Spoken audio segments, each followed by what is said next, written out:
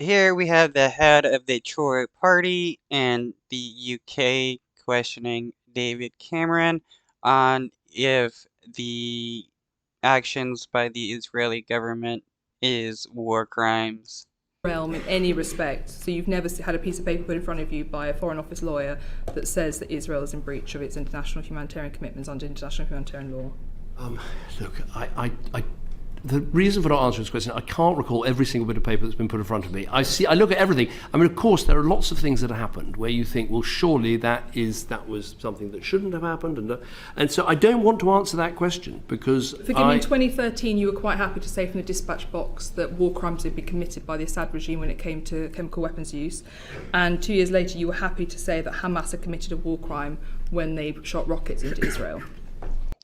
Yeah, so many people are willing to call out the war crimes of other governments, but not the Israeli government. What's the difference between the Israeli government and like the Russian government that are committing war crimes?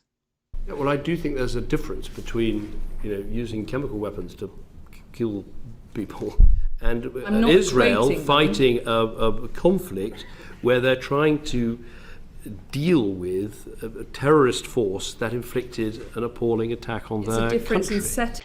So, does that mean it's okay for the Israeli government to use phosphorus bombs on people, which is illegal? I mean, it's not chemical weapons, but it's something against the Geneva Convention. Come on, this is pathetic. You can't justify the Israeli government committing war crimes just because of Hamas. Or specifics or scale, but not in principle, which was your willingness and ability to determine whether or not international law had been broken.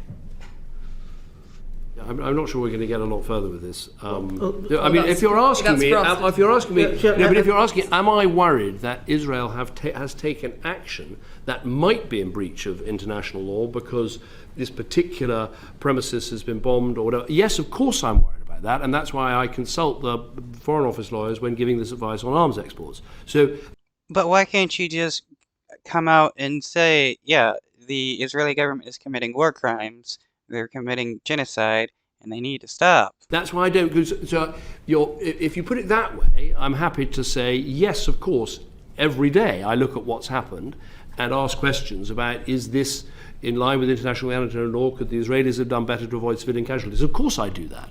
We have no doubt that you'd ask those questions. It's about the response you've received. Yeah, I understand the question that you want to answer, but the question that I want to ask is the point: have you received legal advice which says that Israel is in breach of international humanitarian? The short answer to that is no. But I want to qualify it instantly because it's not fair on the lawyers, because of course the lawyers give you lots of advice saying, look, we're worried about this event, that event, this event, that event. We're going to go away, we're going to consult with the Israeli authorities, we're going to ask a bunch of questions, and then we're going to give you considered legal advice, given everything, on the basis of capability, commitment and everything else.